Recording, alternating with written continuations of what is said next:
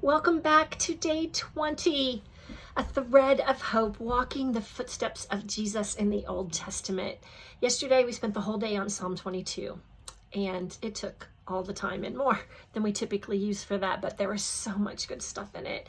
Today, we're going to go through a little bit of Psalm 69, not nearly as in depth as we did 22, and we're going to talk a little bit about David, and finish out 1st and 2nd Samuel and part of Chronicles. So starting with Psalm 69, let's talk about 69:4 and John 15:25. David is talking about how his enemies hate him without reason. And in John, they're talking about the same thing with Jesus, that he is hated for no reason. And we know that to be true. In Psalm 69 verse 9 and John 2:17, the zeal for your house will consume me. David is talking about God's house and how important it is to him.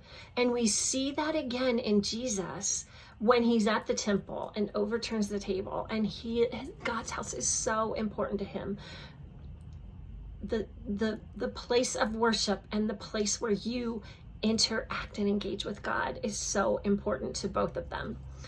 In verse 13 and 2 Corinthians 6:2, in the time of my favor I heard you, and in the day of salvation I helped you. David is asking, because in Psalms it says, in the time of my favor, in the time of your favor, you'll hear me.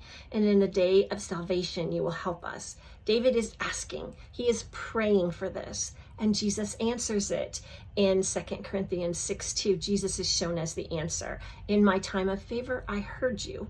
And in the day of salvation, I helped you. Verse 21 and Matthew 27:34, David uses, he uses a metaphor for bitter food and bitter drink, and how deep-rooted David's despair and scorn from his enemies is. He is ashamed, and there is no one to comfort him. When Jesus is on the cross, he has those exact same feelings, probably compounded times 10. There's no one to comfort him. He's on his own. He's left bare before his enemies, and they give him vinegar to drink. It so closely interacts. How David is feeling, Jesus lives.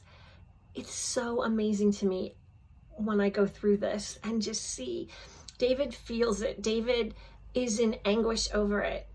Jesus fulfills it many, many times.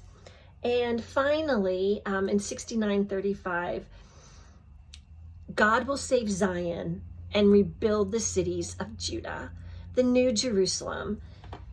David is calling for a short-term rescue, but he's also calling for a long-term divine covering from God that he gets, that we all get in Jesus. Now we're going to skip ahead to 2 Samuel 22, and 22 and 23 are David's. These are his last words that he speaks. And at the beginning, in 2 Samuel 22, he calls 2 through 51, which is also Psalm 18 for the most part.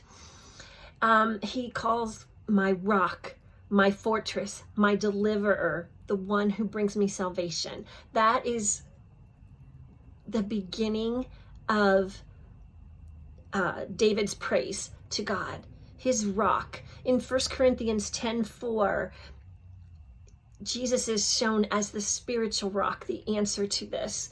In 1 Peter 2:7 and 9, he is a cornerstone that people will reject. Jesus is a cornerstone, the rock, the cornerstone that people will reject. His fortress in Hebrews 6:18, hope. He offers hope, and God is who he says he is. He is exactly the promises he makes, the characteristics that he has. Those are all God, and they are all true, and that is hope for us.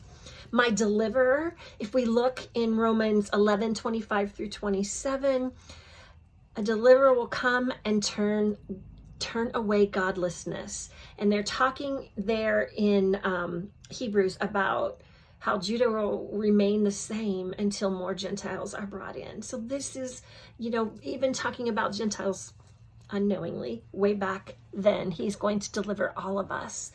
And the one who brings salvation. Luke 2:11, unto you a child is born in the city of David, the one who will bring salvation. And 2 Timothy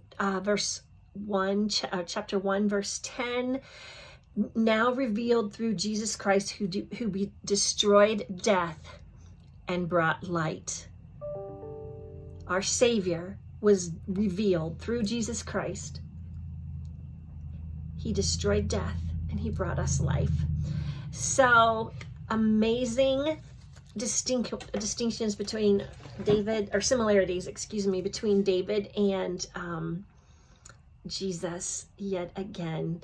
And just the beginning of 1st and 2nd Chronicles.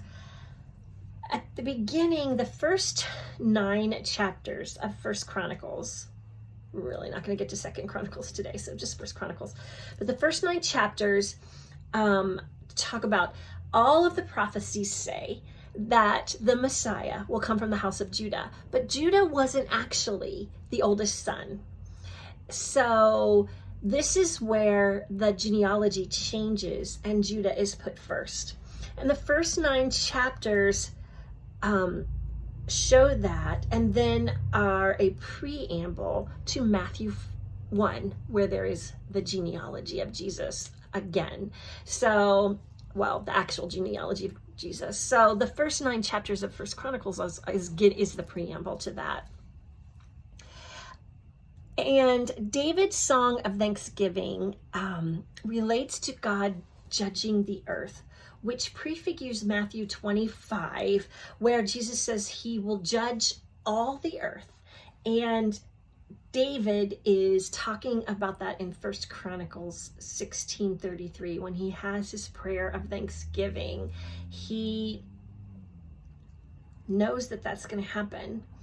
I would love to be in David's head and just try to figure out how he knew all these things, or if he even knew how God was using him for us today, is truly amazing. Tomorrow we'll dig more into 1st and 2nd Chronicles, and we will start our look at Solomon. Until then, have a wonderful day.